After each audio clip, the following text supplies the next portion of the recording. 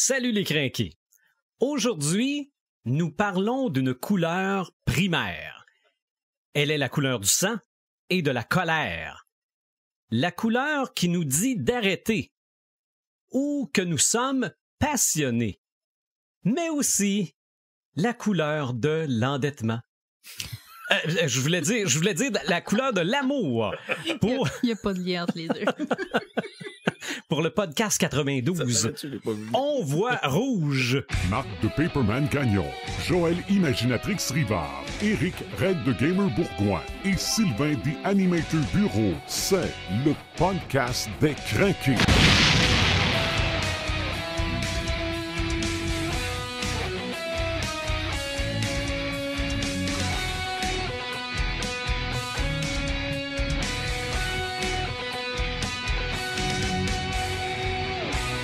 Le 92e podcast des crinqués s'enregistre la journée de la Saint-Valentin.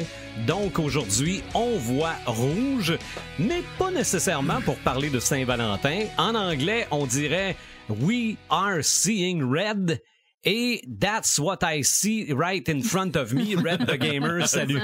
C'est ce que je pensais pour dire, c'est pas mal ce que tu vois. Ah, c'est exactement, ça va bien. Oui, salut l'animateur. Salut Imaginatrix, salut. Bonsoir. Et Paperman... Salut. Salut. Ah, il est pas là. Mais c'est pas grave. On le dit tout le temps. On a des vies aussi en dehors du podcast. Ben oui. Là. Aujourd'hui. Lui, moins un peu. Ouais. Ouais. OK. Il a le temps de lire, lui. Oui. Puis des fois, juste des livres avec des petits comics, des petits dessins dedans. Là. Des affaires pour enfants, là. Ouais, Oui. exactement. Comme, mon Dieu, c'est quoi sa grosse saga avec un homme mi-robot, je me rappelle jamais. Il faudrait qu'à un moment donné, quelqu'un s'en souvienne. Il lit tout.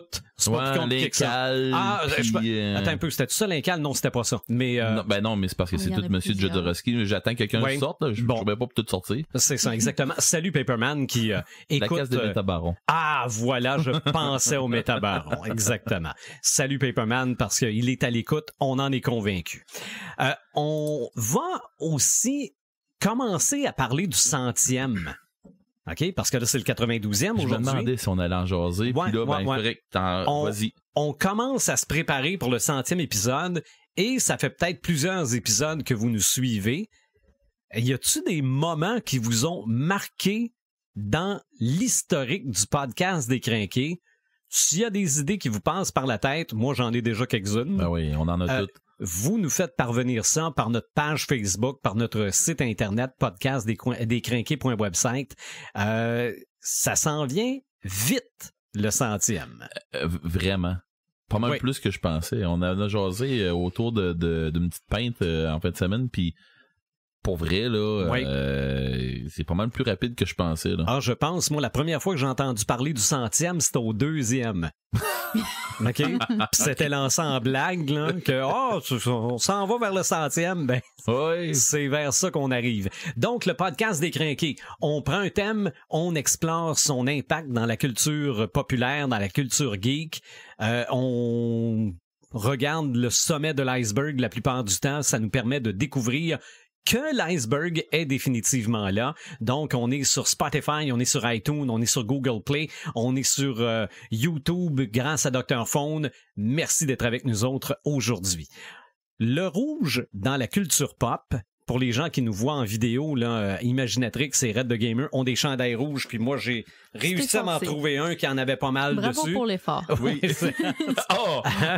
Non, j'ai travaillé fort dans un coin. Non, mais je l'aime tellement, là, parce que, tu sais, c'est pan et dents, mais subtil. Non, mais c'était un coup de masse, mais ça. Avec un oreiller. Ah oui, c'est ça. Oui. Une masse dans l'oreiller. Aussi. Tu penses que ça fera pas mal. Je vois le coup d'oreiller mais avec un fer à cheval dedans, là. Pareil comme des bonhommes. Donc, pour les gens qui se demandent, coudonc, quel genre de podcast ils vont faire avec le thème le rouge, ben dites-vous qu'on se pose exactement la même question. Il y a quelque chose de bizarre dans le studio à soir. Mais, quand on se met à y penser, le rouge, ça peut être un personnage, ça peut être un thème, ça peut être un accessoire. Imaginatrix, tu vois du rouge dans quoi?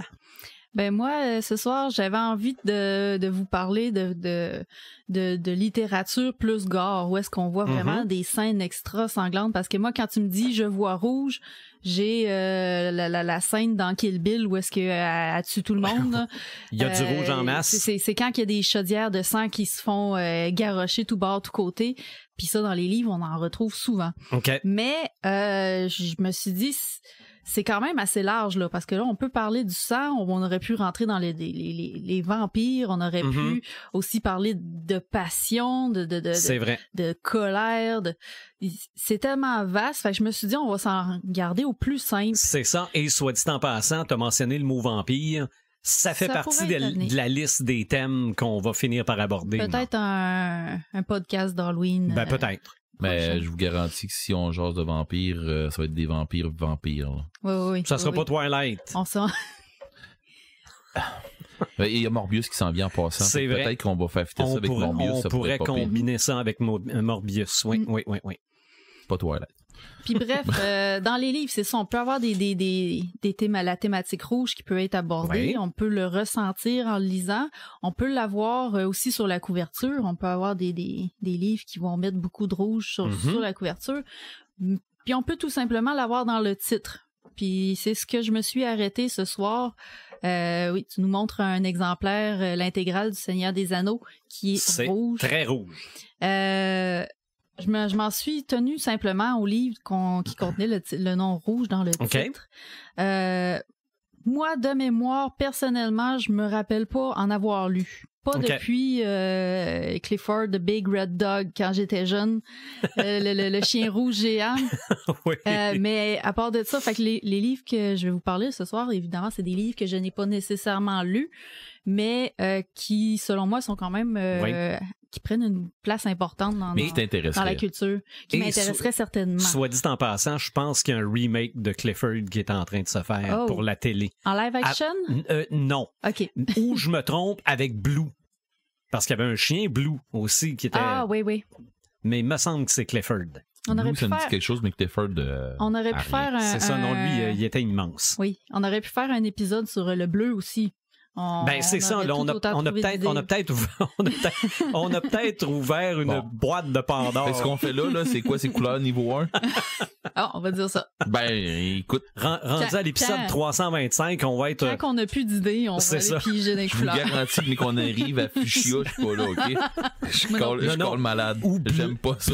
Blanc œuf. Ah. C'est pas un blanc, c'est œuf. En tout cas. Rouge. Hein? On était là. Non, mais malgré que on va arrêter de délirer là-dessus, là, mais ça se peut qu'on en fasse un fluo à un moment donné. Tout aimerait trop ça. J'aimerais ça. Pourquoi pas? 2 sur 3. Il y a clairement de quoi de pas correct dans ce studio. Je sais pas c'est quoi, là. Rouge, on revient sur le rouge. Oui, s'il vous plaît. L'histoire, je pense, primordiale avec le titre rouge qu'on connaît, c'est évidemment Le Petit Chaperon Rouge. Exactement. Que tout le monde connaît. C'est une histoire qui date du 14e siècle et c'était une histoire qui était racontée de façon orale, qui était pas écrite nulle part. C'est pas, y a personne qui est l'auteur de cette histoire-là, vraiment. Okay. C'était vraiment une histoire qui était racontée. C'est pas vrai, les Grimm? J'en viens là. Ah, OK. Dans le fond, la première personne à avoir écrit l'histoire, c'était Charles Perrault en 1697, qui l'a mis sur papier, puis lui en a fait une version un peu moralisatrice, si on veut, avec une fin qui avait une morale. C'est ça, tu sors pas tard le soir, tu parles pas aux étrangers, sinon ta grand-mère est morte. C'est ça. C'était un peu ça. C'est un peu extrême ton affaire. C'est résumé, hein? Puis ça, c'était la version française, en fait. Les frères Grimm, c'est venu un peu plus tard. Eux, ils étaient en Allemagne. Puis, ils n'ont pas vraiment écrit l'histoire. Ils l'ont juste... eux, ce qu'ils faisaient, c'était comme prendre des histoires puis les transcrire un peu, si on veut. Mais ils sont allés les chercher, cette histoire-là, de personnes qui la racontaient. Mais... Ce qui est important à noter, c'est que c'est les frères Grimm qui ont fait la version édulcorée qu'on connaît aujourd'hui. La version plus douce avec un bûcheron à la fin qui vient sauver la grand-mère et le petit chaperon rouge. Ça nous vient des frères Grimm. OK. C'est sûr que les Grimm, ils étaient plus dark, ouais. Ça dépend. Ça dépend des histoires. Puis on a beaucoup de clichés un peu aussi envers les contes d'enfants en pensant qu'ils étaient tous extrêmement dark dans leurs origines. Ce qui est le cas du Petit Chaperon Rouge, parce que dans le temps qu'on racontait ça, la version orale, c'était vraiment extrêmement sanglant. Puis même le loup, il faisait manger ce qui restait de la grand-mère au Petit Chaperon Rouge dans certaines versions. OK. Fait que ça allait jusque-là. Ça, on verra pas ça nulle part aujourd'hui. Fait tu dis ça, mais il y a les éditions ADA qui reprennent les contes fantastiques. Ça s'appelle les contes inédits. Ouais. Mais sont pas un peu dans le trouble, moi. Mais ça, tu nous en as pas jasé dernièrement de ça dans un autre topo? Non, en conversation, on s'en était jasé. Puis ça, on en reparlera dans ce temps-là, je mêle tout. C'est ça, c'est... Mais les contes interdits, en fait, c'est... une collection que ADA ont lancée qui se veut extrêmement gore, extrêmement hardcore. Moi, personnellement, ça, j'en lirais pas parce que ça va vraiment à des endroits que moi, je veux pas aller. Okay. Puis si vous êtes curieux, si ça vous intrigue, vous voulez savoir un peu qu'est-ce qu'on retrouve comme contenu hardcore dans ces livres-là exactement. Sur le blog Les Filles de Joël auquel que je collabore, mes collègues Whitney et Stéphanie ont fait des super de beaux articles détaillés avec des tableaux qui dit livre par livre, c'est quoi le contenu sensible, c'est quoi un peu le résumé du livre, c'est quel type d'horreur, parce qu'il y a différents types d'horreur. C'est pas le même type d'horreur d'un livre à l'autre, c'est ça. Puis c'est vraiment bien détaillé, les points positifs, les points négatifs, fait que ça te donne une bonne idée vers quoi t'orienter si jamais tu veux aller expérimenter ça, les contes interdits. Mais celui du Petit Chaperon Rouge, c'est... Ça doit pas être des briques, j'imagine, là. C'est des briques. C'est à peu près l'équivalent de Elias que t'avais là. Un peu l'équivalent de ça, mais un peu plus épais aussi, ça dépend des livres. Ils n'ont pas toutes la même longueur. Et puis le Petit Chaperon Rouge, c'est Sonia Alain qui l'a écrit. Et puis il faut dire que c'est des versions qui sont contemporaines. Fait que ça se passe comme à notre époque. Là. C'est pas nécessairement fantastique. Au 18e siècle. Ouais, genre que ça se pourrait que le Chaperon Rouge prenne le métro pour s'en aller. Exactement, ouais, c'est ça. OK. Fait que c'est ça. Des versions de Chaperon Rouge, il y en a vraiment existé beaucoup. On l'a fait à toutes les sauces. On a même fait en film Les Contes pour tous. Oui, c'est vrai. Avec Fanny Lausier, qui était l'actrice qui jouait dans La Grenouille et la Baleine, qui a pas connu un gros succès, je crois. Moi, je l'avais écouté, puis je pense que je m'étais endormie à la fin, parce que je me rappelle pas de la fin, mais... Il y a eu des versions animées aussi. Oui, des contes pour les enfants. Mais il y a eu des versions aussi plus hard, là. Ouais. Plus horreur, là. Oui, comme ça. dans les Looney Tunes, c'est une coupe de versions aussi. Oui. Ouais, les autres, ils se gâtent, là. C'est ça. Ils se gâtent dans tous les contes, c'est pas dur. Que c'est Bugs Bunny qui dit à la petite fille, retourne chez vous, je vais prendre ta place. Là. Le loup, il en mange toute une. En tout cas. Ensuite de ça, un autre classique de la littérature est Une étude en rouge de Sir Arthur Conan Doyle. OK. Qui est en fait la première aventure de Sherlock Holmes et du docteur Watson. Puis c'est là vraiment qu'il va aller mettre en place là, la façon de Sherlock Holmes d'investiguer, puis vraiment c'est là-dedans que c'est né, quoi? Oui. Okay. Ouais, ça a été publié en 1888. En fait, ça avait été publié dans les années avant sous forme de périodique un peu là, dans des magazines. Puis l'intégrale a été publiée en 1888, pas longtemps après. Puis, si vous vous souvenez, la série Sherlock, le premier épisode, ça s'appelait Une étude en rose. OK. Puis c'était en partie inspiré de cette première histoire-là de Sherlock Holmes. OK. Moi, j'ai jamais suivi la série Sherlock. Moi non plus. Oh, moi, c'est tellement bon. Ouais, ben ça a l'air que c'est bien bon, mais moi, c'était élémentaire. Ah, celle-là, vois-tu, je l'ai pas pogné, celle-là. Élémentaire, c'est c'est Sherlock Holmes, mais mettons aujourd'hui, non? Avec Lucy Liu. C'est ça qui fait Watson. OK, mais moi, c'est ça que j'avais déjà vu passer. Okay. Mais j'ai vu Sherlock aussi. Sherlock, c'était avec un acteur. Benedict Cumberbatch, oui. Sherlock Holmes, Doctor Strange. Ouais, c'est ça que je peux te dire, Doctor Strange. Ouais, puis celui qui fait Bilbo, Freeman. Oui. Puis moi, j'adore. Mm. Qui fait pas un agent du Shield aussi? Oui. Dans l'univers Marvel, ouais. Oui, Question c'est ça, ils se sont retrouvés question ensemble. ben niaiseuse pour toi qui va peut-être que je vais accrocher ou pas. C'est-tu je dirais pas romancé, mais c'est-tu pour plus adulte ou ben non, si c'est du genre quelque chose qui va passer en après-midi à TVA, là? Tu comprends ce que je veux dire, là? Tu sais, ça va-tu être, c'est-tu grand public ou c'est du genre plus Averti. Ouais, plus averti ou plus sérieux un peu, non? Ouais, plus sérieux. Je te dirais légèrement averti. Je pense pas qu'il y ait du contenu qui pourrait traumatiser les enfants là-dedans. Non, mais c'est parce que j'aimerais ça avoir de quoi avec Sherlock qui ferait plus... C'est une série avec un humour intelligent, ça, j'adore beaucoup ça. Tu sais, ça prend quand même un bon niveau de connaissance pour comprendre un peu... C'est ça, ben c'est fait par la BBC, ça, hein? C'est britannique. Ouais. Parce que j'aimais beaucoup les films qui ont été faits avec Robert Downey Jr. Mm-hmm. Moi, je trouve que c'est une coche en haut. OK, bon, ben regarde, tu vois, fait que déjà là, OK, c'est intéressant. Parce qu'Elementary, j'avais compris que c'était plus grand public, on va dire. Peut-être pas le même humour que le film, là, mais quand même, moi, personnellement, je le conseille. Puis ça s'écoute super facilement. Je pense qu'il y a 3 ou 4 épisodes par saison. Ah, OK, c'est des épisodes de 1 heure, 1 heure et demie, ça dépend, là. Mais ça s'écoute quand même super bien. OK. Oh là, t'es en train de me le vendre comme il faut. Là. Ben moi, c'est déjà réglé. Là, c'est vendu. Là, Fait que ça, c'est pour Conan Doyle. Ensuite de ça, ben il y a le trésor de Rackham, le rouge. OK, ben oui. De Hergé, évidemment. Ça, c'est le Tintin numéro 12, qui est la suite du Secret de la licorne. OK. Puis c'est aussi... Ils l'ont fait en animé, hein? Oui, je parlais pour dire, j'ai vu ça, j'ai pas lu ça, j'ai vu ça. Puis ben, le Secret de la licorne, lui, il avait été fait en animation très réelle, là. Je sais pas si vous vous rappelez, il y a quelques années. Le film, Les aventures de Tintin, oui, OK. Puis c'était basé on espérait avoir la suite qui serait Rackham le Rouge, on l'a pas encore. Moi, j'espère encore parce que c'était vraiment beau, ce film-là. Non, c'était très beau, mais moi, c'était la fin que j'avais moins je trouvais que ça finissait en queue de poisson, là, mais c'est peut-être normal mais aussi, non? C'est ça, d'après moi, c'est parce que ça prend la suite. Là. C'était clairement qu'il allait avoir une suite.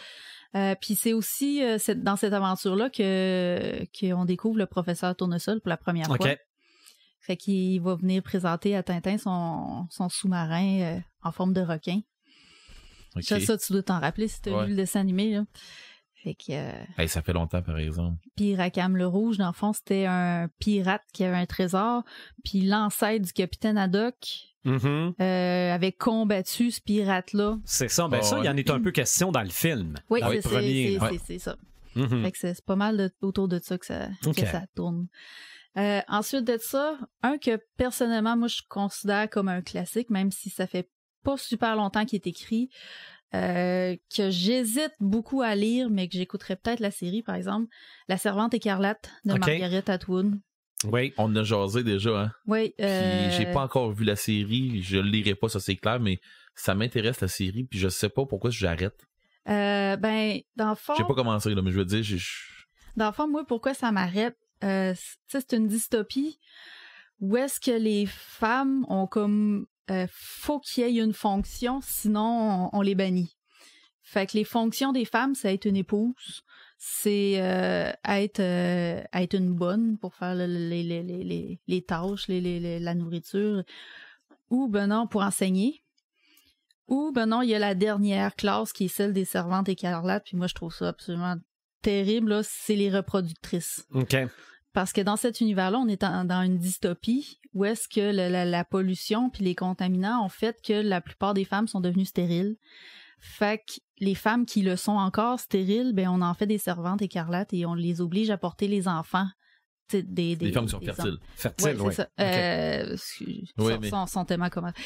Les femmes qui sont fertiles sont obligées de porter les enfants des hommes qui sont fortunés et tout. Puis moi, j'aurais de la difficulté à lire ça parce que quand que je lis, je suis encore plus impliquée, là, j'ai encore plus d'empathie envers les personnages.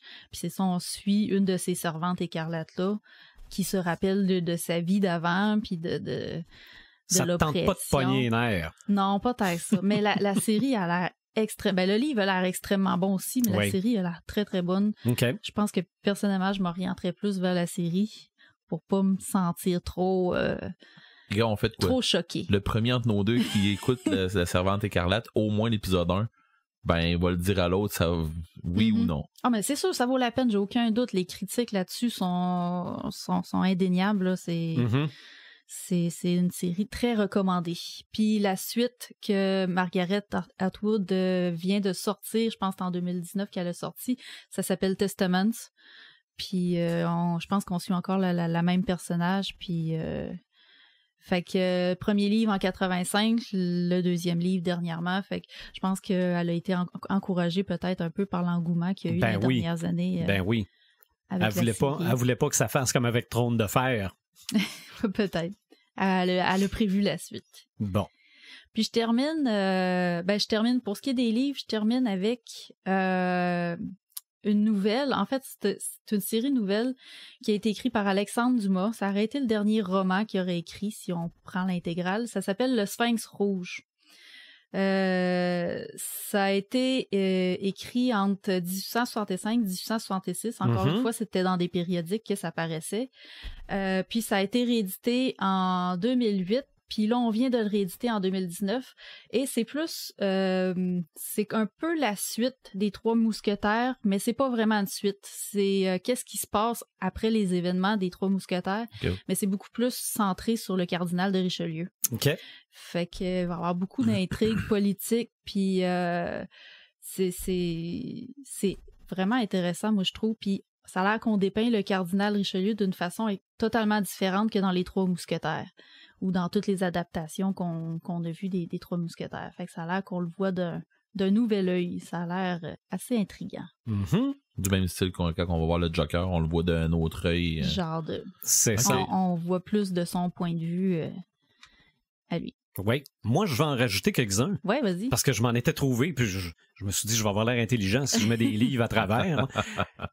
L'arrivée d'Hannibal Lecter, c'est dans Dragon Rouge.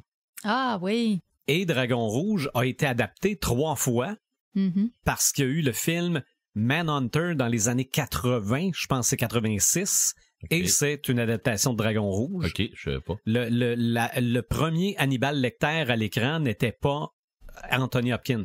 OK. Mais là, évidemment, après ça, on a adapté Dragon Rouge avec Anthony Hopkins après avoir fait Le Silence des Agneaux, Hannibal, on a fait Dragon Rouge, on les a pas fait dans l'ordre. Et à la fin de la série Hannibal, on a aussi adapté Dragon Rouge. Ouais. Ça se termine par cette histoire-là et avec la finale que... L'as-tu vu, Red? Puis tu parles d'Hannibal. Ils t'ont scrappé ça. Aujourd'hui, Saint-Valentin, il y a une artiste qui s'appelle Christine McConnell qui avait eu une émission. Elle avait eu une émission sur Netflix. Elle faisait comme des genres de pâtisserie ou gâteaux thématique horreur. Puis ça avait pas duré longtemps, ça avait juste duré une saison. Mais il y a une émission sur Netflix. C'est sur Netflix, ouais, c'est ça. Bon, ben c'est elle. Elle est rendue sur Patreon. À cette heure, elle a fait sa série sur Patreon. Puis aujourd'hui, elle a sorti une thématique Saint-Valentin, Hannibal. Fait que elle a fait le masque d'Hannibal en chocolat. Elle a fait une boîte de chocolat en forme de cœur, mais c'est comme de la peau qui a été cousue, puis à l'intérieur, les chocolats, c'est les papillons de nuit là, avec la petite tête de mort. Fait que c'est ça. Elle fait des trucs sublimes. De même, elle en a fait un aussi de Stranger Things, Saint-Valentin, thématique Stranger Things. Puis bref... C'est à voir. Et sur les réseaux sociaux, et sur Instagram d'ailleurs, allez voir ça. Christine McConnell, puis vous allez voir exactement de quoi je parle. OK. À part de ça, Jack Ryan, à la poursuite d'Octobre Rouge, de Tom Clancy, l'auteur. Un roman qui a été mis en film avec Jennifer Lawrence, Le Moineau Rouge, Red Sparrow. Attends un petit peu, j'avais-tu autre chose à part ça? Non, ça, c'est pas mal les romans que j'avais. Je parlerai de films tantôt. Sinon... pour aller plus loin, des trucs qui sont pas nécessairement dans le titre, mais qui satisfait amplement nos yeux, c'est les bandes dessinées. Des fois où le rouge est assez prédominant. Puis je vous en ai amené 2. Les 2 premières, en fait, c'est Turbo Kid de Jack Dion, qui s'est fait en noir et blanc et rouge. OK. Fait que c'est vraiment le rouge ressort très bien dans les images. Histoire post-apocalyptique avec beaucoup d'effusion de sang. Ça fait très joli. Puis l'autre, en fait, c'est plus l'artiste dont je vais vous parler. C'est Francesco Francavilla qui a dessiné des comics, notamment Afterlife with Archie. Puis si on l'ouvre, là, vous allez voir que aussi le rouge est assez prédominant dedans. Oui, absolument. Puis lui, je suis sur Instagram, cet artiste-là, puis il a comme ce style poster horreur rétro, là. Je sais pas si vous voyez de quoi je parle. Le style Rob Zombie, là. C'est ça. Fait que il va beaucoup faire des fan art ou des portraits avec ce style-là. Là, présentement, pendant le mois de février, il fait une série de portraits pour l'histoire. Le de rétro années 70, là. Ouais, c'est ça. Là, il fait une série de portraits pour le mois de l'histoire des Noirs. Puis aujourd'hui, il a publié cette espèce de poster rétro-là, justement, de Alaya en Reine des damnés. Il est vraiment très, très classe. Sérieusement, là, allez voir ça sur les réseaux sociaux, Facebook ou Instagram, Francesco Francavilla. OK. Est-ce que Sin City, la BD, c'était comme le film? Je m'en allais là. Ah. OK, c'est beau. Parce que dans le fond, Sin City puis 300, qui est le même réalisateur, là, tu sais, puis on le ressent dans le film, c'est en noir et rouge. Puis oui, OK, dans 300, là, on voit d'autres couleurs que ça. Là. C'est ça, c'est un petit peu plus sépia. Là. Ouais. C'est ça. C'est un peu plus sépia, sauf que le rouge, il est rouge. OK. Puis Sin City, ben ça, c'est rien de magique. Là. C'est en noir et rouge. Il n'y a pas du jaune un peu? C'est pas le méchant qui a du jaune? Ben oui. Parce que là j'ai encore l'air intelligent, mais c'est parce qu'on m'a dit ça cette semaine. Hein? Ouais, non, le méchant, il y a du rouge, puis pas du rouge, du jaune, puis c'est à cause d'une autre histoire. Ça, c'est notre prochain podcast. Sin City? Non, le jaune. Le jaune. En tout cas, ça pour dire que on fera son histoire dans le jaune, OK? OK, bon. Non, mais dans Sin City, c'est génial la manière qu'il apporte ça. Tu sais, c'est le sang il prédomine pas, mais le sang, il est là, il te fesse d'en face là, quand ça arrive. Là. Puis je pense que c'est la même chose dans la BD que dans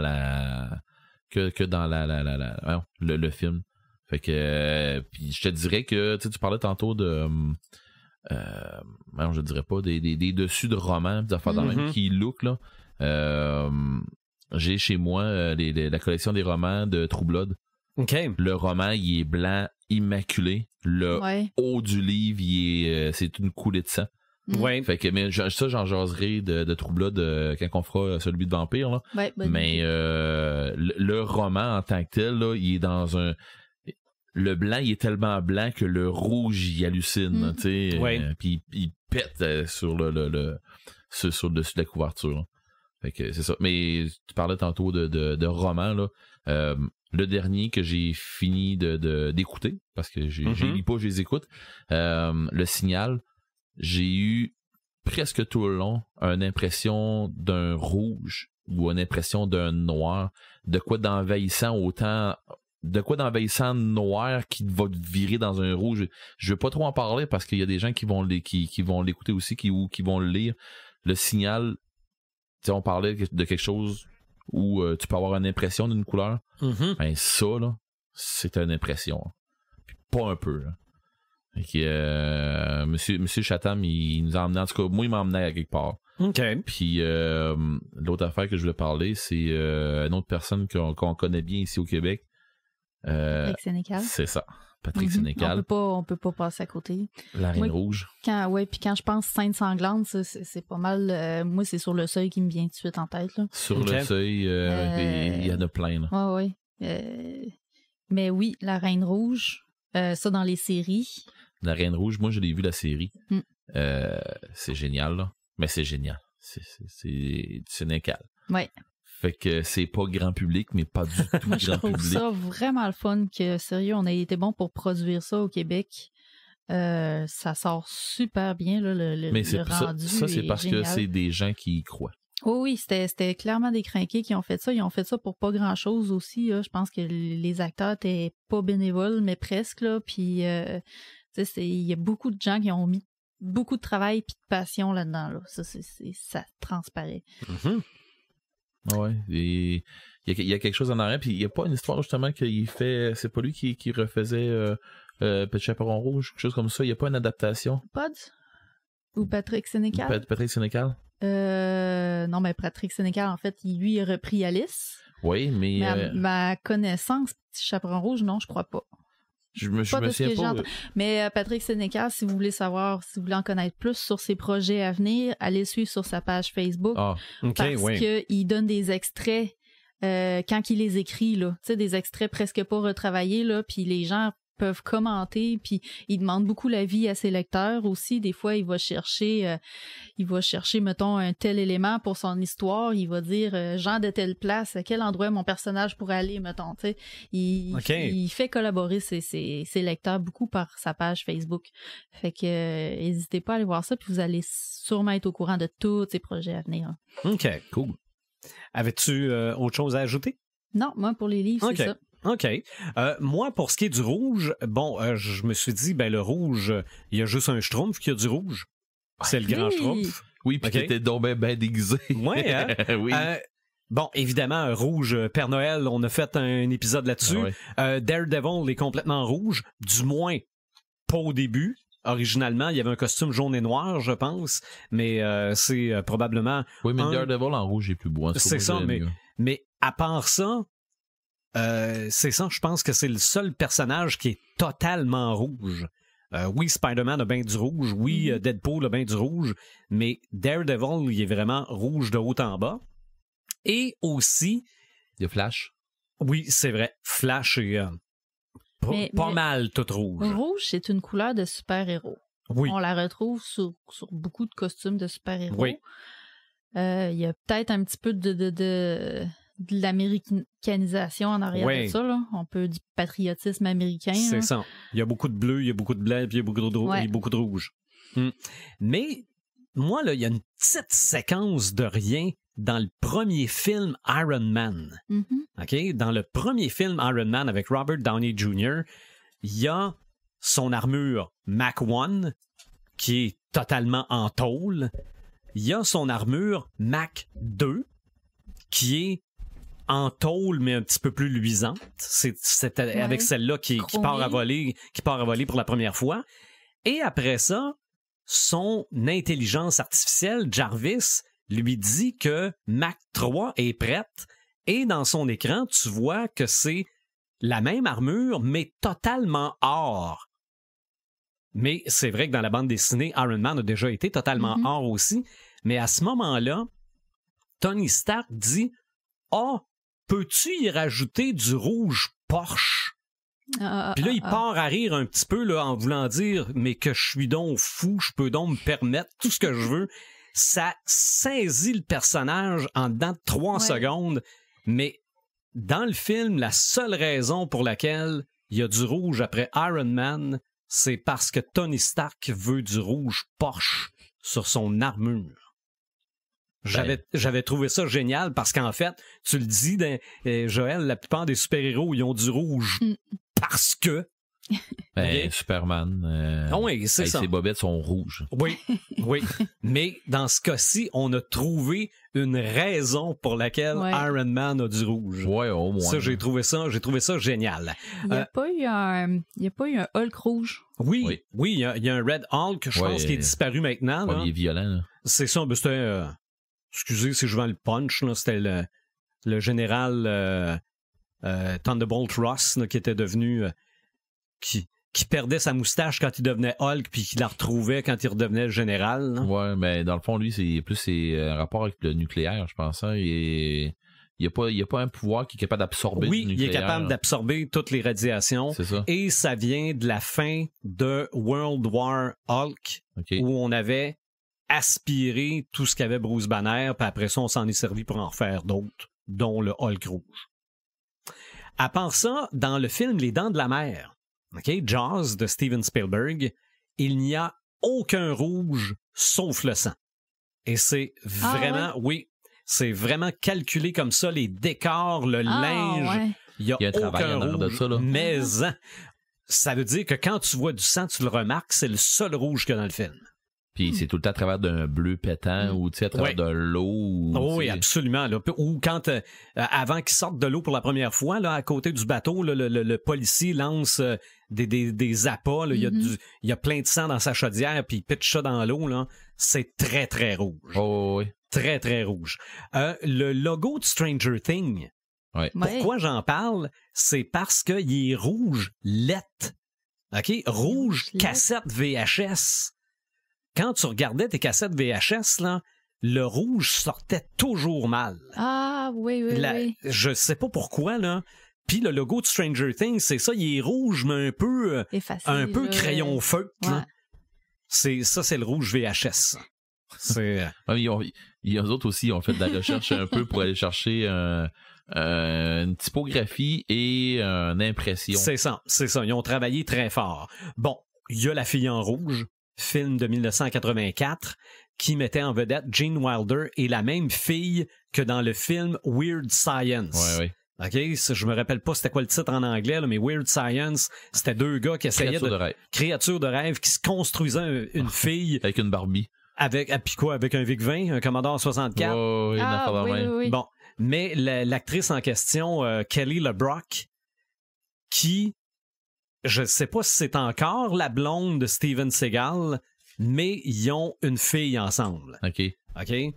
Ben, j'ai trouvé donc bien belle. Qui a l'air, encore belle, là, mais qui a l'air de botter des culs comme son père, mais qui est belle comme sa mère. Bien. OK? À part ça, ben, je pense que j'ai pas le choix, même si le thème, c'est pas la Saint-Valentin, là, mais je pense que j'ai pas le choix de vous parler des films meurtres à la Saint-Valentin. OK? Oui. Il y en a deux. Oui. Il y en a un troisième qui s'en vient, je pense. Ou je sais pas, peut-être, regarde. Mais le premier date de 1981, réalisé par Georges Mialka. Georges Mialka, c'est un réalisateur québécois. On lui doit, entre autres, la télésérie Scoop. Je pense peut-être un film des Boys. Mais le premier Meurtre à la Saint-Valentin, c'est vraiment un film canadien. Là. OK. Ça avait connu un certain succès, en tout cas assez, pour que ça fait peut-être 10 ans de ça maximum. Ouais, je l'avais vu au cinéma, puis j'ai pas été voir les autres après. C'est ça. Meurtre à la Saint-Valentin 3D, je l'ai en DVD avec les lunettes puis tout ça. Là. Pas un grand film, mais t'as le fun pareil. C'est ça. Mais le plus drôle, c'est que c'est réalisé par Patrick Lucier, qui lui aussi est canadien. C'est ma conquête de tout ce que j'ai trouvé de rouge autour de moi. Moi, j'ai tout pris La lettre écarlate. OK. Je suis dans un gros beat de sorcière dans ce temps-ci, là, puis j'ai le premier qui m'a pété d'en face, c'est ça, là, tu sais, c'est... OK, oui, vous allez me dire, c'est pas tant une affaire de sorcière, mais c'est dans ce temps-là. Ben, La lettre écarlate, c'était un roman de Nathaniel Hawthorne qui vient de Salem, justement. Fait que c'est pour ça que je dis, c'est pas tant une affaire, un film de sorcière, mais que ça se passe à cette époque-là, c'est pareil. Ça. Puis ouais, c'est ça. Mais ils l'ont fait en film? Oui. Oh. Avec voyons, c'est pas Jude Law, je pense qu'il est là-dedans, comme ça. Puis ben voyons donc, j'ai un mot t'as dit blanc là. En tout cas, je pense à un autre, parce que je suis en train de penser à un autre film en même temps là. Voyons, Demi Moore. OK. Je pense que c'est elle qui fait la fille qui se ramasse avec la lettre A sur elle. OK. Pour adultère. Oh. C'est ça. Fait que y a ça qui me venait. Puis l'autre film aussi, je me souviens juste pas du nom du film, mais c'était un film avec Jennifer Lopez qui elle rentre dans les rêves des gens, là, elle est comme enquêtrice, là, puis elle rentre. Oui. Ils dorment, là, puis faut qu'ils rentrent dans le rêve. Jennifer Lopez? Ouais. Oui, je me souviens juste pas du nom exactement, sauf que à un moment donné, il se ramasse dans un rêve où ce que c'est en rouge. Et c'est en rouge. C'est un rouge... on dirait un rouge sang, mais un rouge sang un peu orange là, qui vire métallique. Il y a un feeling bizarre là-dedans. Le sang est assez présent là-dedans dans ces rêves-là. Là. Fait que non, c'en est un qui me vient là, des idées en rouge. Là. Il y a ça. C'est sûr que dans les films, c'est comme moi, je rajouterais ça. Oui, ça, 1 et 2, à cause du ballon rouge. C'est ça, la balloune, oui. Mais aussi, tu parles du rêve en rouge, là, la salle de bain, quand elle vient toute pleine de sang. Là. Ça aussi, on peut dire. Il y a une séquence assez sanglante aussi dans Shining. Oui. Ah, ben oui. C'est pas la séquence qu'on reprend dans Ready Player One? Oui. OK. Ouais, puis dans Dr. Sleep aussi. OK. Il y a, j'ai vu Dr. Sleep d'ailleurs. Et parce que t'as bien aimé le livre. Oui, je vous en parle tantôt. OK. Dans mes ça m'allume, ça m'éteint. OK. Ensuite de ça, un autre film que je partais pour dire, là, vous allez trouver que je suis old-timer, là, mais Brain Dead. Regarde, j'y ai pensé.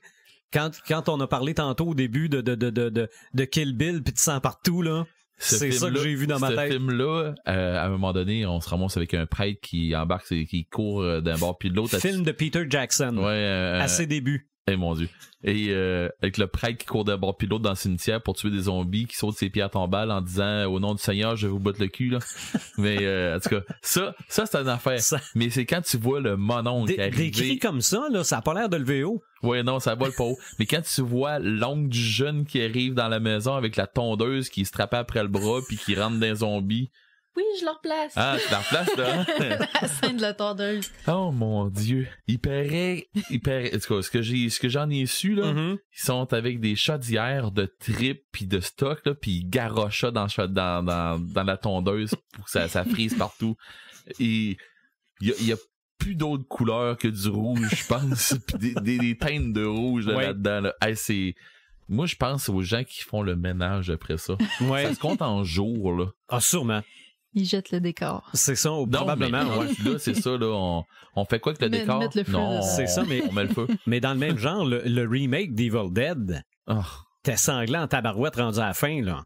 Oh oui, ça n'était que du rouge. Oui, mais ça, fallait que ça soit comme ça. OK. Puis pour un remake qui était pas une comédie, fallait qu'il le fasse comme du monde. Puis ça, ils ont bien réussi.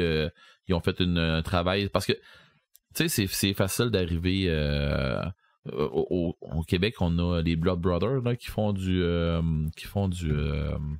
voyons, je dirais pas qu'ils font des effets spéciaux. Il y avait même une série à un moment donné qui ont tombé dans plusieurs petites séries qui ont tombé à Z là, tout ça, puis qui ont ou des affaires mettons comme avec Peter McLeod là, qui passait Weekend de bois ou quelque chose comme ça là, bon, puis lui il fait venir une fois de temps en temps les Blood Brothers, puis c'est deux Québécois qui font des effets spéciaux. Puis ils font beaucoup pour tu sais des petits films là, tu sais comme il y avait eu pour le Space là, les festivals, les festivals tout ça, ils vont travailler dans ces affaires là. Puis je me souviens d'avoir pogné un bout où il parlait que quand pour avoir un beau rouge, c'est pas facile d'avoir un beau rouge, puis ça dépend comment est-ce que tu vas tourner, puis où tu vas tourner, puis ainsi de suite, pour avoir un rouge comme tu veux l'avoir, parce que il y a du monde qui veut avoir un rouge qui est plus sombre, tu vois, il y en a qui vont... allez vous faire la couleur rouge à Quincaillerie, puis vous allez vous faire dire que c'est la couleur la plus difficile à réussir. Okay. Ben, la plus difficile à réussir et la plus chère. Puis ils vont te le dire, là. Si tu veux du rouge, là, pense-y comme du monde, parce que c'est fini après ton mur. C'est ça, ça va prendre plus qu'une couche de primer après ça pour arrêter ça. Puis ils vont te le dire, je peux pas la reprendre après. Je peux pas rien faire avec après. Okay. Fait que si je la manque, tu sais, si tu dis ouais, c'est pas tout à fait ça, il va falloir que ça vire autour après. Parce que ils pourront pas travailler beaucoup après. Les pigments de ça, ça n'a pas de sens, là. Mais je me souviens d'avoir vu, comme tu disais, les gars, les Québécois qui jasaient de ça. Puis pour avoir un beau rouge, là, c'est facile de manquer ton rouge pour des effets spéciaux. Puis c'est facile que ça ait l'air du sirop de maïs ou rose ou orange. Framboise. Ou tu sais, c'est comme des grumeaux là-dedans. Voyons donc. C'est ça. Moi ma télé qui est juste pas loin de nous autres ici, là, je peux pas ajuster les couleurs et je trouve que mon rouge est framboise puis j'haïs ça pour mourir. Ah ouais, mais je te comprends, puis... Ça, t'as juste... C'est ça, c'est comme juste une coche à côté, là. Puis non, trop tard. Ouais, voilà. Mais même en photo, quand tu c'est sûr que là, moi aussi, je vais avoir l'air old-timer, là, dans le temps que tu voulais pas que tes photos prennent trop de place sur ton site Internet, là, parce qu'ils devenaient trop lourds, puis que ça descendait pas vite, là. Donc, tu compressais tes photos, puis si tu compressais une affaire de trop, là, ton rouge, il devenait lettre, là. Rouge VHS. C'est ça. C'est clairement ça. Tu sais, tu parlais tantôt des pigments rouges. quand t'arrives avec... ça fait pas longtemps là, qu'on est capable d'avoir des voitures que le rouge reste rouge. Rouge Ferrari, oui, il va rester rouge. Mais comment est-ce qu'on en a eu des véhicules qu'une fois qu'ils sont partis du Japon ou qui sont... Tu sais, une fois qu'ils ont traversé l'océan, là, qu'on les a au Canada, là, ben là, ton rouge, il vient rose. Ou il vient orange. Ou, écoute, j'ai acheté un char rouge, moi, me semble. Mon auto était rouge. Ou le rouge du pare-choc et puis pareil comme le rouge du capot. Là. Ou tu t'en vas te chercher ton auto puis qui te dit oui, c'est 500 pièces de plus pour ta couleur rouge. Quoi? oui, c'est parce que c'est un rouge spécial. Oui, non, je sais, c'est pour ça que je veux l'avoir. Il est rouge. C'est ça. Il est rouge vif puis je l'aime de même. Là. Oui, mais c'est 500 pièces de plus. Hein? OK, mais bon. Le rouge est la couleur une couleur de luxe. Non, mais j'aimais bien comme il l'a sorti tantôt. Il me reste plus d'argent. La couleur de l'endettement. Mais les policiers l'aiment beaucoup aussi, la couleur rouge. Oui. Non, mais quand t'as un véhicule rouge, là, t'es marqué au fer rouge. Je le sais, j'avais une Mustang comme ça. Ah bon, pis, ben là en plus. Puis pour vrai, là, quand ils m'ont arrêté quelques fois, puis c'est... Ben souvent, c'était des vérifications qui appelaient. Ils voulaient voir ce qui conduisait parce qu'ils ont déjà couru après cette Mustang-là pendant que c'était pas moi qui l'avais. Avec la Mustang, ils ont couru après souvent. Puis ils ont dit, mais c'est parce que c'est facile à remarquer une Mustang comme ça, rouge comme ça. C'est facile, on claque des doigts, hop, elle est rendue à telle place, elle est rendue à telle place, elle est rendue... Et c'est facile de la retrouver. Mais fait que je suis d'accord avec toi, une Mustang noire, ben c'est une Mustang noire. Une Mustang rouge, ok, mais comme celle-là, ok. Fait que, tu sais, avec un aileron en arrière, là, t'es fait. Non, il y avait un Cobra en arrière. Bon. Chromé. Ok. Ben, coudonc. Aussi, quand on se met à voir rouge dans notre écran, quand on game. Ouais. OK? Ça, d'habitude, c'est pas bon signe. Non, c'est jamais plaisant. Quand ça se met à flasher rouge. C'est rarement plaisant. OK. Ouais. Mais ce qui arrive, c'est que bien souvent, on va jouer, puis tu te ramasses que le tour de ton écran vient rouge, puis des fois, t'as le rouge qui va s'en venir dans l'écran de plus en plus, qui va devenir envahissant. Oui. Ça, c'est bien souvent, c'est que c'est un signe de perte de vie. C'est un signe de low live. Mort imminente. C'est ça. Non, mais c'est parce que dans le fond, c'est une façon aussi de le représenter pour pas tout le temps avoir à regarder ta barre rouge dans le coin. Oui, c'est vrai. C'est pour, tu sais, c'est une façon plus immersive, puis tu le ressens, là. C'est ça, ça fait mal. C'est surtout dans les first-person shooters. Là, oui, puis je te dirais, moi je l'expérimente beaucoup parce que je joue beaucoup, là. Fait que je l'expérimente beaucoup, puis une des affaires que je trouve le fun avec ça, c'est que tu te ramasses avec un rouge, mais tu perds les couleurs. Oui. Tu sais, fait qu'on se ramasse avec un genre de, ou un sépia, ou une autre couleur, mais ça va venir plus sombre, ça va venir plus noir autour, mais ton rouge, il va rester rouge. C'est ça. Fait que lui, c'est là que tu dis, OK, mais que le rouge atteigne mon bonhomme, mais c'est terminé, là. Mais je vois juste rouge, c'est terminé, là. C'est ça. Fait que non, puis cet effet-là, je te dirais que c'est très répandu dans les styles de jeu. Mais ça fait-tu bien longtemps? Eh mon Dieu, je sais pas exactement comment ça fait de temps, mais je peux te dire que ça fait longtemps que quand tu te fais toucher, je pense que ça date même de l'Atari. OK. Que quand tu te faisais toucher, t'avais un flash rouge qui apparaissait dans l'écran. Rien que t'avais pas besoin que l'écran vienne rouge, mais une fraction de seconde que ça faisait un flash rouge. Puis là, tu pensais que c'était ta télévision qui venait de faire un bug. Là. Non. Ils ont vraiment un LED, pas un LED rouge, mais tu sais, il y a vraiment un flash que ton écran est venu rouge, mais dans rien pour... T'avais pas ça aussi dans Duck Hunter, quand tu touchais ta sim? Non, ça, c'était que ton écran venait blanc. Ah, OK. À cause que c'était le LED, je parlais avec Steve Paradis qui avait fait du rétro gaming avec nous, le podcast de rétro gaming. Je vous invite à aller l'écouter, c'était assez intéressant. Merci. Oui. Même si Joël, à cette époque-là, se demandait dans quoi s'est embarqué. Oui, puis maintenant... C'était dans les premiers. Je pense que c'était le premier. J'ai pris le bateau, puis j'ai suivi. C'était ça où tu nageais pour retourner. Fait que, non, c'est ça. Dans le fond, l'écran, elle venait blanche, si je me trompe pas, blanche ou noire, mais elle flashait. C'est parce que c'était un LED qui, tu sais, c'était comme un genre de pixel qui s'en allait. Fait qu'il fallait que tu pognes avec ton gun, fallait que tu t'allumes le pixel qui partait avec le canard, là. C'était un peu ça, le principe du gun. Parce que s'il faisait pas comme ça, ça marchait pas pour le fusil, le pistolet, là, ça marchait pas. c'était pas comme c'est maintenant. Là. Okay. Mais ça date de longtemps, ça, le rouge qui vient comme t'assaillir, tout ça. Là. Puis tu sais, la vie dans des jeux, à part les jeux que je me souviens en noir et blanc, là, ben tu sais, ou comme on parlait tantôt de Vic 20, des affaires comme ça, là, à part des antiquités, là, ou que ta vie était marquée avec des chiffres, là.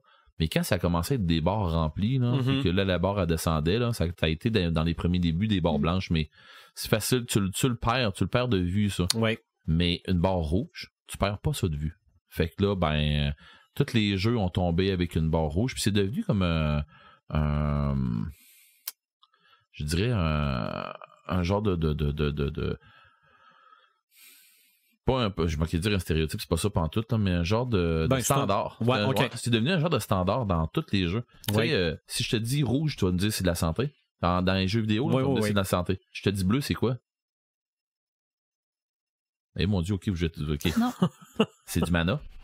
Ah, ben là, oui, ok, oui. Si je te dis qu'il t'arrive du vert, c'est probablement ou de la magie qui a un rapport avec Gaïa ou avec la nature, mais c'est bien plus souvent de l'acide ou du poison. Oui. Fait que... en tout cas, Lego Batman, quand c'est vert à terre, tu piles pas là-dedans. Ben, c'est ça. Pourquoi? Parce que c'est ça. C'est quoi de toxique? C'est une toxicité. C'est ce qui a fait le Joker. C'est ça. Mais c'est rendu universel. Le rouge dans les jeux vidéo, c'est la vie. C'est ton power. Dans des jeux, c'est du power aussi. Tu sais, quand on regarde avec Punch-Out pis des affaires comme ça. Ouais. Mais quand ta barre elle vient rouge, c'est la même affaire aussi avec les jeux de combat Street Fighter, des affaires comme ça. À un moment donné, tu te remplis une jauge. Je trouve que ta barre est encore jaune quand elle est vide puis rouge quand elle est pleine. Si je me trompe pas. Ou non, elle vient rouge vers la fin.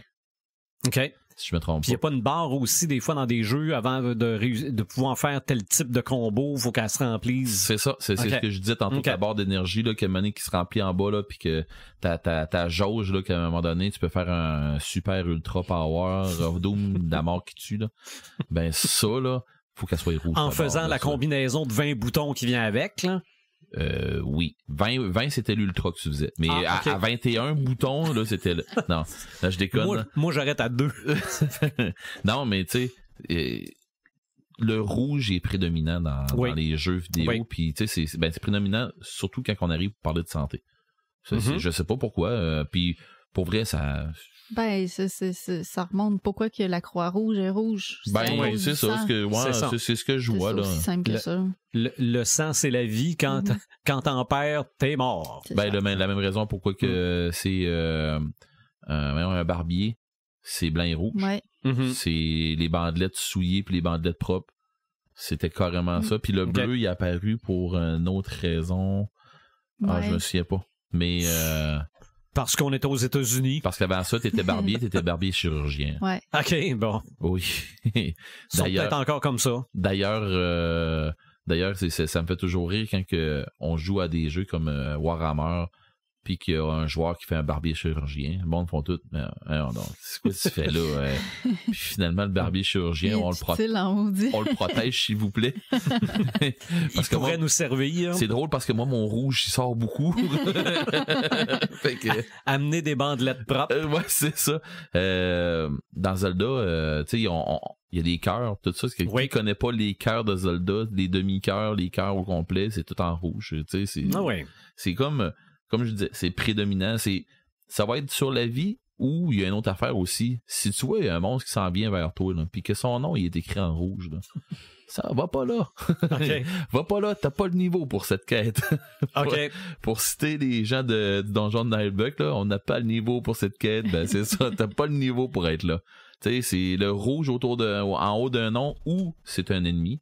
Tu sais, ça dépend comment est-ce que ça va être, là. Mais quand tu vois là, qu'il va flasher rouge ou quelque chose comme ça, c'est qu'il prépare quelque chose ou bien souvent il va être berserk ou... OK. Tu sais, le rouge, là, ça veut dire attention. C'est attention ou tu perds de la vie ou dans ce style-là. OK. Donc, c'est comme, on dirait que c'est comme le panneau de stop, là. Oh oui, ben oui. Le rouge, il est totalement rouge. Pour attirer l'attention, ça flash, c'est tout, là. Fait que ça sort à travers les autres couleurs. Okay. En gros, là, des jeux vidéo, c'est ça qui ressort. Puis quand tu arrives dans des jeux sur table, C'est le même principe. C'est tous les mêmes principes. Je dis pas en cosplay, des affaires comme ça, mais le rouge va tellement attirer que tu vas pouvoir mettre des détails là-dessus, ou tu vas pouvoir te servir, surtout en cosplay, tu vas pouvoir te servir d'un rouge pour pouvoir accentuer un autre détail. Si tu veux que, tu sais, je suis en train de faire je fais des armures, puis je disais à un ami, si tu veux avoir une armure qui va alors, tu vas avoir l'air d'avoir des gros bras ou de quoi de même, tu vas avoir un style que ton armure elle va être plus grosse sous les épaules ou des choses comme ça, ben on va te faire ton milieu plus foncé. Puis quand on va arriver aux les épaules, on va te sortir de quoi qui va sortir vers la pigmentation plus rouge. Puis pour vrai, ça fait la job là. OK. Tu sais, je dis pas que oui, fais ton armure en noir et rouge, c'est pas ça que je dis. Mais sauf que quand tu vas sortir avec une pigmentation qui va sortir plus vers le rouge, on dirait que ça fait comme atténuer les autres couleurs, t'as moins d'attention vers là, puis ça te porte ton regard tout le temps vers cette place-là. Fait que si tu la mets encore plus grosse un peu, ça paraît décuplé, là. Okay. Puis c'est niaiseux, là, c'est rien dans ta tête que ça se passe, là. Parce que la pièce est pas plus grosse, hein, mais c'est ça. C'est pour ça que dans mon cas, moi, le rouge, ça fait grossir.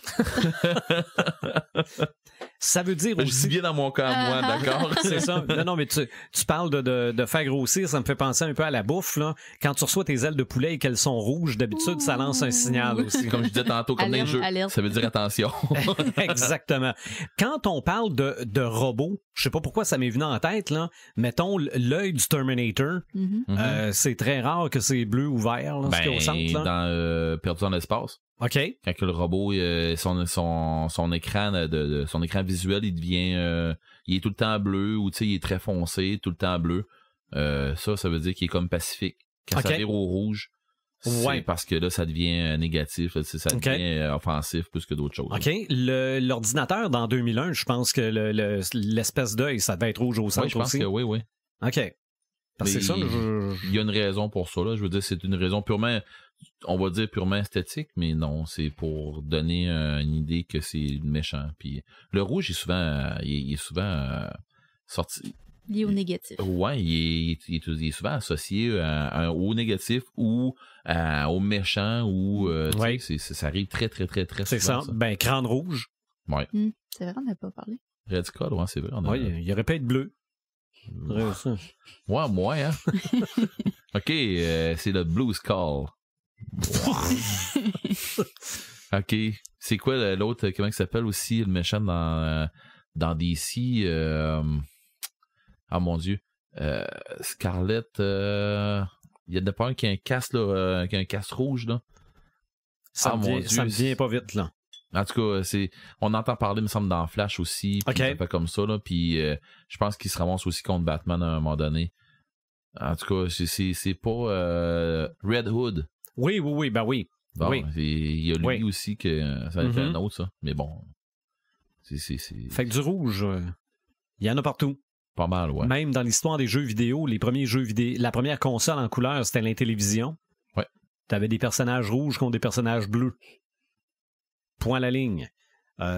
Oublie ça, le jaune puis le vert là-dedans, là. Il n'y avait que du rouge et du bleu. Ça sort pas bien. Oui, c'est vrai. Le jaune, si tu l'envoies sur un fond blanc, c'est de la cochonnerie. Non, c'est vrai. T'as parfaitement raison. Tu sais, oui, OK, il est là. Ouais, je le vois. C'est pour ça que tu vas avoir des couleurs qui vont trancher. Exactement, oui. Point final. C'est une question de logique. Ben, pas de logique. C'est une question d'être capable de pouvoir vendre ton jeu puis y aller en marketing que c'est quoi, ça flash, le monde ce qu'ils veulent, le monde ne sont pas là pour se forcer les yeux non plus. Là. OK. Des choses à ajouter sur le rouge? On a fait un beau petit tour. Je pense qu'on s'est débrouillé, même si Pepperman n'était pas là. C'est ça, on a montré pas mal l'étendue. Le rouge est étendu pas mal. Ouais, non. Mais c'est ça. De toute façon, si vous avez d'autres idées, vous vous gênez pas. Vous nous faites parvenir ça sur notre page Facebook ou sur notre site Internet. On est très, très ouvert aux discussions sur nos différents thèmes. Puis si on a assez d'idées pour faire un Red Level 2, D'ailleurs, mon nom vient en rapport avec avec Red. Ouais, mais on l'avait-tu déjà expliqué, dans ça? Dans le dernier podcast, on avait parlé. On avait parlé dans le dernier? Je me rappelle plus, par exemple. OK, bon. dans un podcast Non, avant. dans le dernier. Dans le dernier? Dans le dernier, je suis pas mal sûr que tu nous l'as révélé. Peut-être, mais ça parce que ça non, mais tu peux le redire, hein? C'est comme si c'est comme Marc qui parle de Tolkien, non? Ben, je n'en parlerai plus, je rentrerai plus dans les détails au 100e. Oui, c'est vrai. Okay? Oui. Mais sauf que Red, ça part de d'un personnage dans Vampire que je jouais avec Fox. OK. Puis j'ai joué longtemps avec ce personnage-là. Puis je l'ai joué, mais en version grandeur nature, en ville. Puis là, ben, est né mon personnage. Là, puis là, il y a un paquet de monde qu'on s'est connu, qu'on se connaissait un peu avant. Puis il y a plein de gens qui m'ont connu, puis qui m'ont connu avec le personnage Red. C'est terminé. Fait que c'était ton nom. Ouais, mais Eric n'existait plus. OK. Et même après... Ouais, mais ça, je le sais qu'en GN, Eric n'existe plus. Là. Ça, ouais, non, hein, ça je le sais, ça. Puis le pire, là, c'est que c'est même pas... les gens, il y en a qui savent même pas mon vrai nom. J'en doute pas. Je suis même pas surpris. Fait que c'est ça. Moi, je regarde, je l'ai vu juste une fois quand on dit « Go ». Eric n'existe plus. Ah, c'est vrai. Ouais, toi, tu l'as dit, voilà. Tu m'as vu live. Non, c'est... Tu m'as vu à un moment donné, c'est fini. C'est terminé. Voilà. Bon. Donc, allons-y donc avec nos Sam allume, Sam éteint, Imaginatrix. Sam allume cette semaine. Je vous en ai un petit peu parlé dans le pré-show et oui, la bière est un Sam allume, mais pas que. En fait, je vous parlais de la bière, le Dracard de Dain, qui était une bière que j'attendais depuis très longtemps. J'avais goûté en microbrasserie, j'ai trouvé excellente. Elle est encore aussi excellente en bouteille. Puis à chaque semaine, quand j'allais faire l'épicerie, je checkais les bières du caveau s'ils l'avaient pas reçu. Puis là, cette semaine, j'étais allée à l'épicerie puis je l'ai spotée comme à 30 pieds, là. Okay. Elle était belle, l'étiquette, on la voyait de loin. Oui, IGA. Avec le mais je suis pas mal certain que ça vient de rentrer. Ils vont en avoir pas mal dans toutes les bonnes places qui vendent des bières. J'imagine tellement le halo de lumière autour des Joël qui voit ça. Quelle a été ma belle surprise quand que j'ai pris la bouteille dans les mains et j'ai reconnu l'illustrateur qui avait fait l'étiquette, qui est en fait un BDiste, qui est Nick Michaud, je vous en avais déjà parlé. J'ai tout de suite reconnu son style qui ressemble à sa bande dessinée Black Rose Saga. Puis t'as dit qu'elle s'appelait le Dracard de Dain. Puis c'est ça, là, sur l'image, on voit comme un je pense ça doit être Odin qu'on voit, on voit un dieu nordique. On voit un Dracard volant, style la chasse-galerie, mais version viking. Très, très belle image, puis je trouve ça super cool que des microbrasseries fassent affaire avec des BDistes comme ça. C'est le cas notamment de Carpentier. Oli Carpentier, il avait fait une étiquette pour la bière qui avait sorti au Comic-Con l'été dernier. Il y a Fred, j'ai oublié son nom de famille, qui a fait la bande dessinée Le Lotus Bleu, l'adaptation du Lotus Bleu, que lui, il fait des étiquettes pour Le Trou du Diable. OK. Fait qu'on voit souvent... Il a son style aussi. Ouais. Puis je trouve ça super cool, là. Ça fait travailler les artistes un peu. Ça leur donne une belle vitrine aussi. Puis c'est ça, le caveau des Trois Pistoles. Surtout que les gens... En tout cas, les Québécois, ce que moi je ressens quand que je vais voir quelqu'un qui fait de la bière en microbrasserie au Québec, puis j'étais allé en boire plusieurs un peu partout, puis j'ai tout le temps ressenti ça. C'est un gros sentiment d'appartenance québécois, et ma bière est québécoise, puis sais-tu quoi? Ben, l'étiquette va sortir avec un artiste québécois où le nom y a été. Ouais. C'est ça, il y a un lien. D'ailleurs, le Dracard de Dain, ils ont beaucoup mis l'emphase sur les ingrédients québécois. C'est du houblon québécois, c'est du malt québécois. Ils ont vraiment mis l'accent là-dessus. Ils vont faire une série de bières vikings, puis ça va être Nick Michaud qui va les illustrer. Puis Nick Michaud, il fait aussi un truc que j'ai vraiment hâte de voir sortir. Il est en train de travailler sur une bande dessinée sur les bières, sur les microbrasseries de la Route de l'Est. Fait qu'il est allé dans toutes les microbrasseries de la Route de l'Est. Puis il va faire une bande dessinée pour chacune, une planche de bande dessinée pour chacune de ces microbrasseries-là. Il rencontre les brasseurs, il prend un peu c'est quoi leur historique, puis il va mettre ça en bande dessinée. Je trouve ça très cool. Il va avoir de la misère à faire rien qu'une planche pour des places, là. Il y en a qui ont plus d'histoire que d'autres. Là. Ben, ça dépend parce que l'idée au départ, c'était que ces planches soient publiées dans les journaux locaux. Ah. Fait qu'on devrait peut-être voir celle des Fous Brassants paraître dans notre journal local prochainement, j'espère. Mhm. Mais c'est ça. Après ça, il prend tout ça puis il fait ça va être un peu comme un guide touristique, mais version bande dessinée. Ben, ça serait vraiment nice. Oui. Pas de samétain? Non, pas de samétain. Bon. Moi, ça m'allume, il y en a deux. Le premier, si je m'excuse si pour certains c'est un spoiler, là, mais Hopper est dans la saison 4 de Stranger Things. Je sais pas, hein? Bon, évidemment, si vous avez vu Stranger Things 3 jusqu'à la toute fin du générique... Ils ont-tu vraiment mis Hopper dans la bande-annonce? C'est Hopper, la bande-annonce. En fait, je sais pas si c'est une bande-annonce, là, mais en fait... C'est une vraie bande-annonce. Moi, je l'ai vu passer, je l'ai pas regardé parce que... Moi non plus. Souvent, les bandes-annonces sont hâtives. De plus en plus, c'est des conneries. En fait, c'est une séquence avec des Russes, avec du monde qui sont comme esclaves pour construire des chemins de fer, puis il est là. C'est vraiment officiel. Là. C'est marqué Netflix dans le coin. OK. Mais bon, de toute façon... On s'en doutait. Autre, ça m'allume, puis quand tu as parlé de Mana tantôt, ça m'est revenu parce que j'y pensais pas. J'ai vu la cinématique d'ouverture de FF7 Remake. OK? Je me demandais quand est-ce que tu allais en parler. Non, mais la séquence d'ouverture au complet, là, jusqu'à temps que Cloud sorte du train. Là.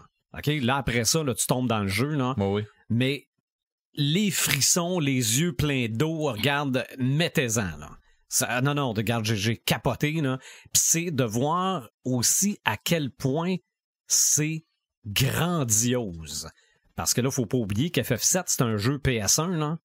Là, on passe à PS5. Ouais. Ah non, il te montre la ville, c'est immense. Je te dis, j'aurais même pas le temps de l'acheter ou de le vérifier, de voir n'importe quoi.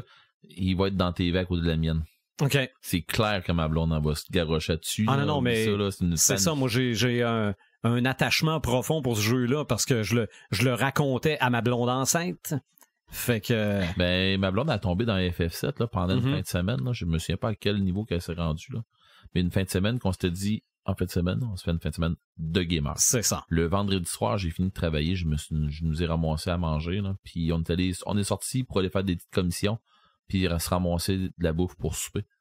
Mais on n'a pas lâché nos consoles. Puis tu sais, ça a été une fin de semaine de console et un peu de Netflix pendant qu'on soupait, pendant qu'on dînait, des affaires dans le même. On arrivait dans le sous-sol, il faisait clair, on a remonté on sortait de là, il faisait noir dans la maison. Mais une fin de semaine comme ça, puis elle a joué à FF7 all the way. OK. Il a trippé, là. Ah non, mais c'est... Pour moi, ça a été de l'immersion. Moi, FF7, là... Ouf, je l'ai jamais fini. C'est la génération suivante qui s'est chargée de ça. Mais... Tu vas rire, là, puis ça a été un gros week-end romantique collé tous les deux ensemble. Fait que ça fit, tu sais, on fit avec Saint-Valentin. Non, oui. Ah, pour vrai, là, ça n'a pas de sens. Absolument. C'est juste drôle. Mon samétain, OK? Ça revient à une prédiction que j'avais, mais que j'ai pas fait. Ah ouais? À notre podcast sur les prémonitions et les prédictions. Parce qu'à un moment donné, on avait fait 2 chaque, puis il fallait bien finir par finir. Puis je trouvais ça peut-être un peu lourd. Ma prédiction était une partie que Birds of Prey, ça irait pas bien et qu'on blâmerait la mauvaise raison. Okay. Et c'est ça qui arrive. OK? Les gens qui l'ont vu, ils trouvent ça bon.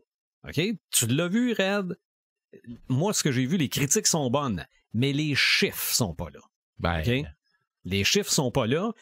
Et là, aux États-Unis, on annonce le film comme étant Harley Quinn, Birds of Prey. Ouais, ça n'a pas de sens. OK? On a enlevé tout le long titre, parce qu'en anglais, là, c'est l'émancipation d'Harley Quinn. On l'a pas traduit comme ça en français. La fabuleuse histoire d'Harley Quinn. Ouais, la fantabuleuse. Ouais, fantabuleuse. Bon. Mais aux États-Unis, c'est... Il y avait Emancipation of Harley Quinn, OK? OK. Ça, parce que là, ça a l'air que c'est ça qui fait peur au monde. Ouais, évidemment. Hein? OK? Là, c'est encore... Ça revient à Charlie's Angel, OK? que là, le film il a pas marché parce que le public est pas prêt pour des films d'action avec des filles. Non. Les femmes peuvent pas s'émanciper. Non, c'est pas ça. OK? Ceux qui voulaient aller voir le film, ils sont allés. Ceux qui sont pas allés, c'est parce que ça le tentait pas ou parce que la compagnie a pas fait sa job. Ou qui sont écœurés de voir rien que des remakes. Non, ben il y a ça aussi, là. Ça aussi, bon. Là, c'est... Puis, pour moi, c'est une suite à un film correct mettant en vedette un personnage secondaire. OK? Harley Quinn, là, c'est pas le personnage principal de Suicide Squad, c'était l'ensemble. Fait que là, j'en ai une moi-même ici dans ma maison qui a tripé sur Suicide Squad puis sur Harley Quinn, tout ça, qui a jamais mentionné qu'il irait voir ce film-là. Pourquoi? C'est parce qu'il n'y a rien qui a été fait pour y donner le goût. OK? C'est pas parce que elle s'émancipe. Non, c'est... non, elle s'émancipe pas. Ils ont essayé de trouver une raison, puis mais... ils ont sorti celle-là. Non, t'as raison quand tu dis qu'ils ont pas trouvé la bonne raison, comme tu dis. Mais là, c'est facile de dire que c'était ma prédiction après coup, là. Ouais, donc, je vais faire ma prédiction au complet. Il va se passer exactement la même chose avec Black Widow puis Wonder Woman 84. Je pousse ma loque un peu sur Wonder Woman. Non, mais ça se peut. Mais je suis pas d'accord. Je comprends ce que tu dis. Je suis pas d'accord avec ce que les gens font. Puis, non, en fait, c'est pas les gens. C'est que je pense que les studios s'assoient dessus en se disant on va sortir le film, il va pogner.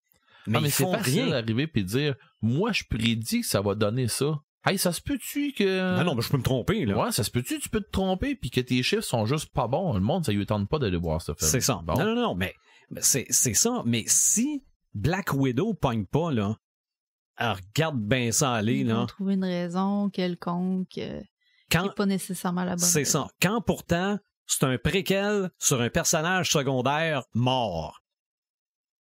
Pourquoi j'irais voir ce film-là? Ah ouais. Mais ça, c'est moi. Regarde, peut-être que je vais être le seul à pas y aller, là. Ben, moi, je peux te dire que je vais avoir besoin d'y aller. Oui. Ouais, parce qu'il y en a une qui me parlera plus. C'est ça. Mais il s'est passé la même affaire avec Solo. Ah ouais. Puis pourtant, là, il n'y a pas d'émancipation, puis il n'y a pas de message, puis il n'y a pas personne. C'est pas à cause que c'est des filles ou c'est pas à cause... Tu sais, c'est... Non, ça n'a pas... C'est parce que ceux qui voulaient le voir l'ont vu, puis ils n'étaient pas assez nombreux. C'est ça. Mais bon, j'arrête de chialer là-dessus. Peut-être que ma prédiction est totalement dans le champ. Mais à date... Je pense pas que t'es dans le champ tant que ça, mais... Ce qui est plate, c'est que... moi, je vais aller voir pareil. Ben oui, je vais triper pareil, puis... mais bon. On va voir ce qu'on veut, on va pas voir ce qu'on veut pas. Ben, c'est ça. C'est pas pour dire, hey, moi, ces films-là, je veux rien savoir. Non, c'est pas je fais d'autres choses. C'est pas bon parce que c'est pas bon, non. La rentabilité du film a pas un effet, devrait pas, en tout cas, avoir un effet sur la décision des gens d'aller le voir ou pas, là. Ben, non, absolument pas. C'est toi, c'est personnel, là. Puis même les critiques devraient pas avoir d'influence, ça. C'est ça. Mais je veux dire, des vidéos, j'en ai vu passer aussi là, pour dire que c'est donc terrible, là, la vendetta contre les films de filles. Là. Hey, comment est-ce qu'ils en ont fait de cash avec Titanic? Bon, demande à Marc d'aller le voir. On vient-tu de régler ça? non, mais regarde. Non, mais Hunger Games, ça a marché au bout, là. Ah ouais. Mais c'est ça. Bon, j'ai fini de chialer. Ça m'allume, ça m'éteint, raide. Il dit j'ai fini de chialer, il s'en vient vers moi. Non, toi. Ah ouais, t'as ton tour. Carbone modifié, Altered Carbone. Ouais. Saison 2 qui commence le 27 février, je crois. 27, 28. En tout cas, anyway, à la fin février, nouvelle saison de Altered Carbone. Et comme Marc nous parlait, j'ai hâte, là, j'ai juste hâte. Comme Marc nous parlait, c'est pas avec le même acteur. Non. Faites attention, ceux qui ont décidé que hey, j'ai trippé sur l'acteur, puis pensez le personnage et lâchez l'enveloppe. Ben, c'est ça. C'est la base même de l'histoire. Là. C'est ça. Sinon, ben ça j'ai hâte. Sinon, Dr. Sleep. Oui. C'est un Sam-allume et c'est un peu un Sam-éteint. Façon de parler. C'est pas un Sam-éteint, c'est pas ça. C'est que rendu à la fin, tu sais, tout le long, tout le long, le film, c'est le roman. Là, je me suis dit, hey, attends un peu, Rose avec son chapeau, puis tout ça, là, je me suis dit, ben voyons donc, hein, ils sont donc bien pareils. Ils ont réussi. Hey, oui, tout le long, ils ont réussi. Là, à un moment donné, je fais pas de spoiler à rien, mais sauf que c'est pas de quoi qui dit grand-chose. La mère de Abra, qui est une des actrices, pas une des actrices, mais un des personnages principaux dans le film, vient s'asseoir sur le lit, puis elle demande, j'ai des nouvelles de ta grand-mère, elle va pas bien, est-ce qu'elle va s'en tirer sa coussette? Puis c'est tout. Crime. C'est une affaire qui a rapport beaucoup dans le film, ça. Ben, pas dans le film, mais dans le roman. Il y a de quoi de gros avec ça. Puis finalement, ils ont pas fini le film avec ce que ça se fait dans le roman. Fait que là, j'ai fait, OK, Marc m'en avait parlé. Il m'avait dit, ça se finira pas comme dans le roman, mais c'est une belle fin pareil. Ils ont bien fait ça pareil, puis oui. Ça arrive très souvent que les adaptations vont être très fidèles, mais changer la fin, juste question de nous surprendre. Ouais, c'est juste question de nous dérouter. Ou, ouais. Mais c'est pareil, mais pas complètement. Ouais. Tu sais, jusqu'au bout, là, j'ai fait, yeah. Ah, OK. Bon, ben, coudonc. Des fois, la fin est meilleure dans le film, des fois, elle est meilleure dans le livre.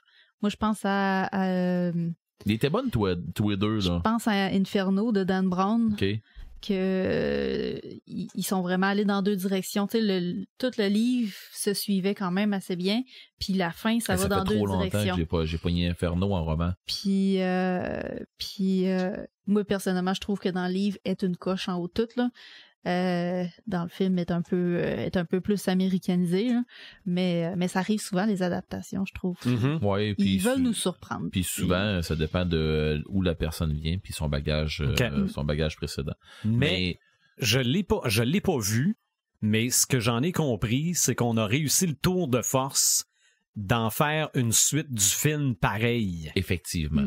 De respecter l'œuvre originale, mais d'en faire un lien pareil avec le film. Ça fit tout. C'est ça. Pour avoir entendu Marc le dire, Marc a raison, 100 000 à l'heure. Il va dire qu'il a tout le temps raison. En tout cas, dans ce cas-là, oui, plus que d'habitude. Non, mais tu sais, à un moment donné, il me l'avait dit, il a dit, tu vas voir, là, c'est comme si on dirait, il s'est passé ça, le Shining, tout ça. Ils ont fait ça avec. Bon, ben, regarde, on va te boucler de quoi, là? On va t'expliquer des affaires, ça va fitter. Puis, ça fit pareil. Tu sais, ça fit avec le roman, ça fit avec... Tout fit. Puis, tu te ramasses dans le film que... Là, pourquoi que c'est pas le manoir, mais l'hôtel, pourquoi que l'hôtel n'est pas brûlé, ben, il explique. OK. Puis, tu sais, fait qu'ils en font quelque chose. Fait que j'ai manqué parler, mais bon. Mais non, c'est super bon, Dr. Sleep, tout ça, puis c'est un peu... Ça t'amène un peu dans l'ambiance de Shining, mais ça t'en sort assez vite. OK. Il y a une autre ambiance qui sort de là, puis okay. c'est mais ça. Tu vois, ce film-là aussi a pas eu le succès qu'il aurait mérité, puis on n'est pas sorti dehors avec nos torches en disant « ça n'a pas de bon sens, vous n'êtes pas allé voir ce film-là ». Non. Mais regarde, mais il peut avoir une belle vie en dehors des salles. Tu vois, tu l'as vu, puis moi, je vais sûrement le voir quand je vais en avoir l'occasion. OK. L'autre affaire, ça, c'est mon énorme ça m'allume. Là, j'ai embarqué en plus pas dans l'équipe, mais sur le site des trailers de Maxime Chatham. Puis, à un moment donné, c'est comme je disais, je vais y envoyer ma critique. Ce roman-là, c'est où aller chercher en audiobook, comme lui, ça c'est un audiobook, ou aller chercher en roman tout court.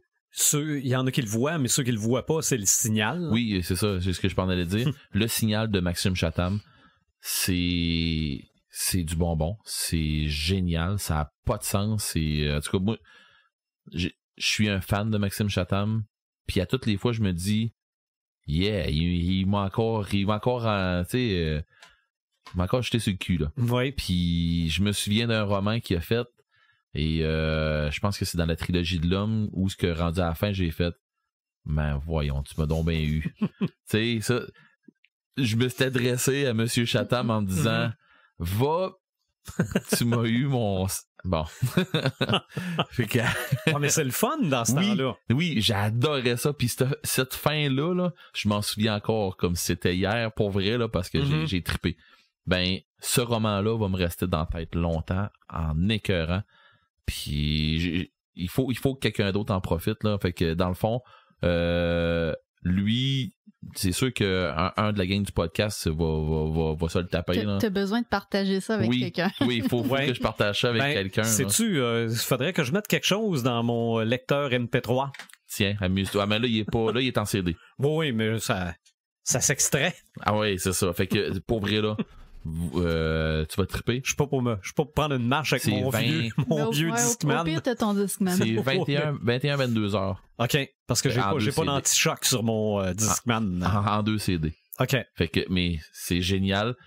Attends-toi que c'est violent. OK. Mais, en tout cas, mais je dis attends-toi que c'est violent. Je dis ça aux gars qui trippent sur l'exorcisme. Fait que ça va être tranquille. Mais ça va être correct, tu vas tripper. OK. Puis en plus, c'est ça, tu vas tripper parce que il se passe plein d'affaires. Ça roule. C'est très dynamique. Il y a tout le temps de quoi. Bon. Fait que, mais j'ai hâte de voir ton impression. Mais Joël a tout à fait résumé. J'ai hâte de partager ça avec quelqu'un. Faut que... C'est ça. Mais j'ai trippé, puis pas rien qu'un peu. Puis là, j'ai juste hâte d'avoir... j'ai une mauvaise nouvelle aujourd'hui. Je pensais être capable d'avoir une secte en audiobook. T'es obligé d'attendre une autre semaine. Je vais attendre une autre semaine. Fait que je vais l'avoir commencé. Fait que je vais probablement que mon ça m'allume au prochain podcast, ça va être une secte. Je m'en attends, en tout cas. Fait que c'est ça. C'est tout. OK. On n'a pas pensé au prochain podcast. Hey, je nous vois encore assis autour de la table à se demander comment est-ce qu'on fait ça pour la Saint-Valentin. C'est ça. Non, ça le rouge, là, une chance que Marc nous l'a imposé, là, parce qu'on... Hey, on virait, hein. Mais... on virait ou on allait dans toutes les directions. On va aller voir avec Imaginatrix. Que je vous sorte une idée au hasard. Ouais, donc, ça va être le tour, là, puis ça va être nous autres qui va l'imposer à Marc, celle-là. Ouais, ben, moi, je la spot, là. Je la choisis pas au hasard, mais je la pichenote, les dinosaures. Ah! Les dinosaures. OK. Ça fait longtemps que j'ai envie de le faire. Ah oui, c'est vrai. Je vais vous dire d'Iron Sky. C'est vrai, parce qu'on a fait un sur les monstres gigantesques, mais je suis pas sûr que les dinosaures étaient là-dedans. OK, cool. Ben, je vais le noter tout de suite. OK. 93. Regarde, les dinosaures pour le podcast 93. N'oubliez pas que... Ça fait longtemps que t'en jases. Toi, tu l'attends, hein? Non, mais à trip, ces dinosaures. Ah oui. On va l'écouter parler, puis... on va l'échapper. On va passer au ça m'allume, ça m'éteint quand on va avoir fini. C'est pas plus compliqué que ça. Donc, n'oubliez pas de nous faire parvenir vos moments forts de nos 100 premiers podcasts par notre site Internet, par notre page Facebook. Nos podcasts sont facilement accessibles par toutes sortes de plateformes. Suivez-nous également via YouTube. Merci à Dr. Phone pour ce qui est du matériel pour nous permettre de faire ces vidéos-là. Et on se retrouve très bientôt.